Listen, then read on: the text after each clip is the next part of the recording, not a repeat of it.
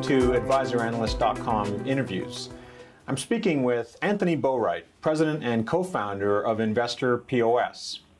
InvestorPOS is an investor communication solutions firm focused on the evolving disclosure and compliance needs of investment dealers and asset managers.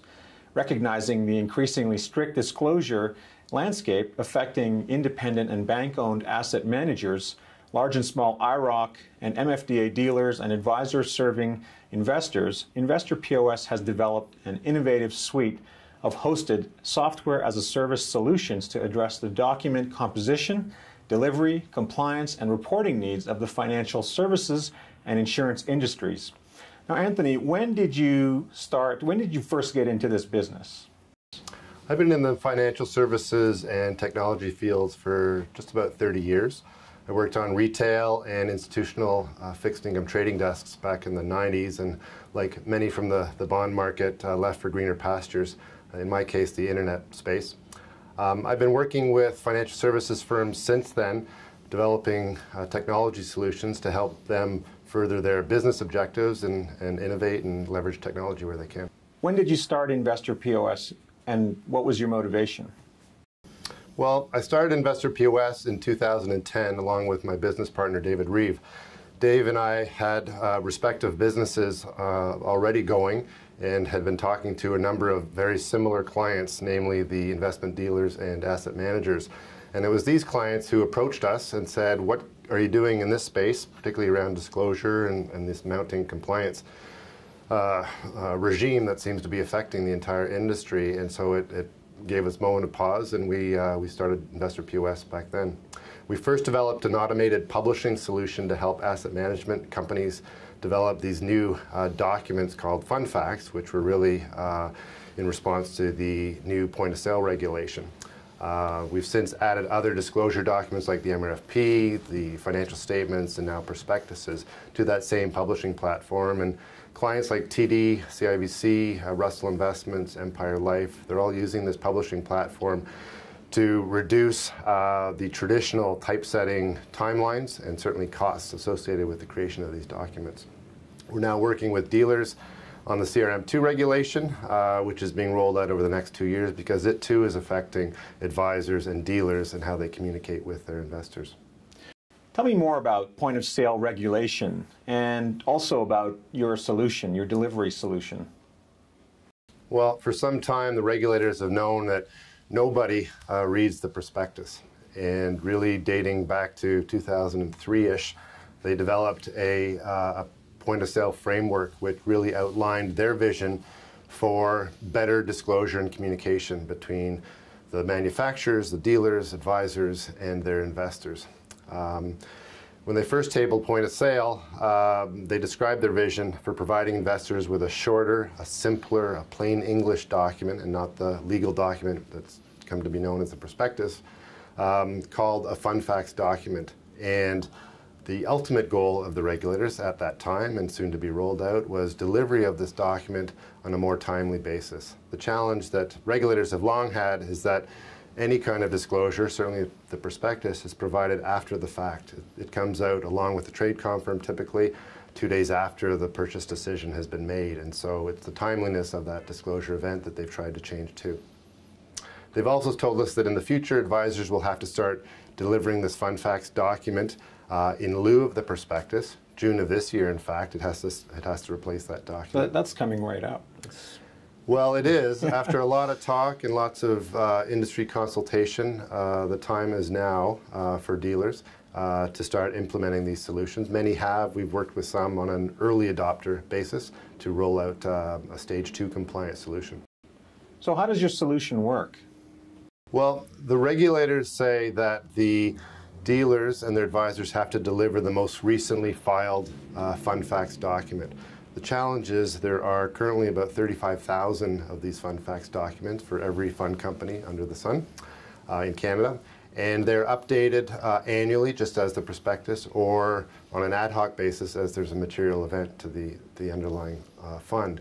And so for the average advisor, they're faced with this challenge of knowing which of the 35,000 documents they need to provide to their investor, which is one thing after the trade, which is really what June, the deadline, is all about. But come stage 3, it's a bigger conundrum because from a sales standpoint, if I'm your advisor meeting with you, my client, either here at my office or at your home, how can I possibly know which fund facts document I need to provide you before we've actually had a conversation? So this pre-trade delivery is the real sales challenge and the reason why we developed our solution.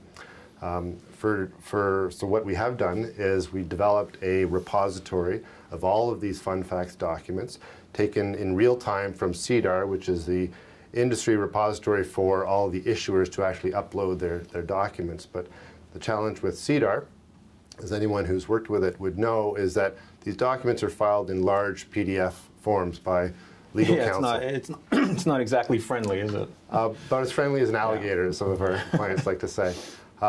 So for the advisor looking for the Fidelity equity fund fact, they have to sift through potentially upwards of 1,000 documents, all filed together in one large PDF document. So what we do is we take a feed from CDAR, we strip apart each of those individual documents, we append metadata to those same individual fund facts, including fund serve code and asset class and fund manager name, et cetera, so that advisors can find the document in question and then deliver it to the client electronically or printed and mailed. We launched that delivery platform in 2011, well ahead of the regulation requirement, but really in an effort to gain some experience with the document, to gain some feedback from advisors and their clients on perceptions and use of that document, and certainly to make regular enhancements to our delivery platform, which I think currently upwards of 4,000 advisors are using on an elective basis, registering and sending out these documents. So Anthony, would you say that your solution is a productivity tool for advisors? Absolutely. I think we've worked with advisors and a number of financial services stakeholders long enough to know that they're not enamored by our technology, certainly. They're really just looking for tools to help them do their job better and more efficiently.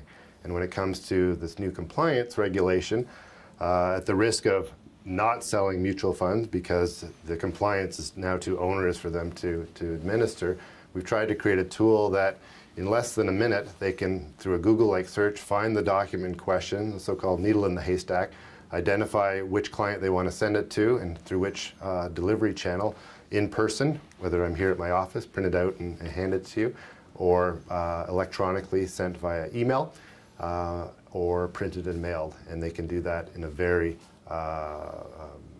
very efficient means. All I hear about is more and more compliance and disclosure regulations being imposed on dealers and their advisors. Are the dealers getting fed up with all of this regulation? I wouldn't say anyone's truly excited about the prospect of added compliance and more disclosure requirements, and I think that's one reason why this regulation has taken upwards of 10 years to be rolled out. But having said that, I think most agree, now that the fund facts document's been in the field and in use by consumers for the last 3 years, that most agree that it is a simpler document. Clients prefer it. Advisors prefer it as a sales tool because they can walk through and cover off the most salient disclosure points, and they can ensure that the document, or the product rather, that they're proposing is the most suitable. So where suitability is sort of the watchword when it comes to compliance within the retail and advisor world, this really ensures that they're able to provide that to their clients.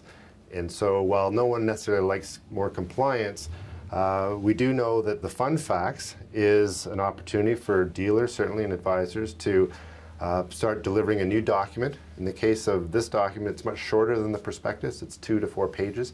So it lends itself to online viewing and presentment. And so a lot of dealers, some of our clients, are using this as an impetus to really either accelerate their migration to the online presentment, or in some cases just to get started with this same document.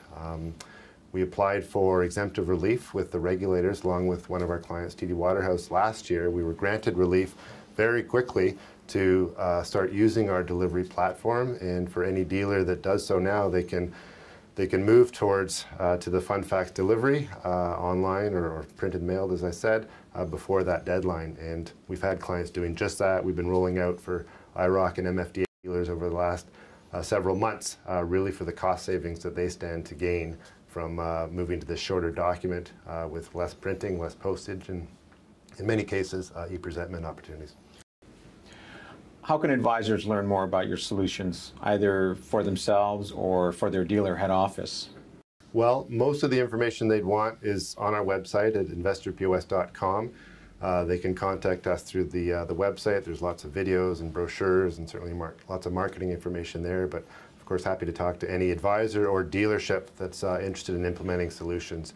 Should be said that come June of this year, we do have a subscription model available for advisors so that they can sign up for a year to use our solution. I didn't mention too that along with this delivery platform is a full reporting and compliance audit trail to show that Anthony delivered the document to Pierre, either electronically printed and mailed on such and such a day.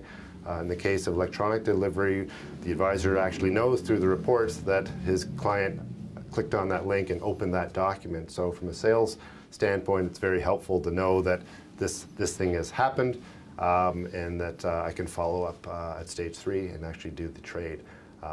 But we can either implement solutions for advisors individually or at the dealer head office level, again, depending on the number of advisors they have within the dealership.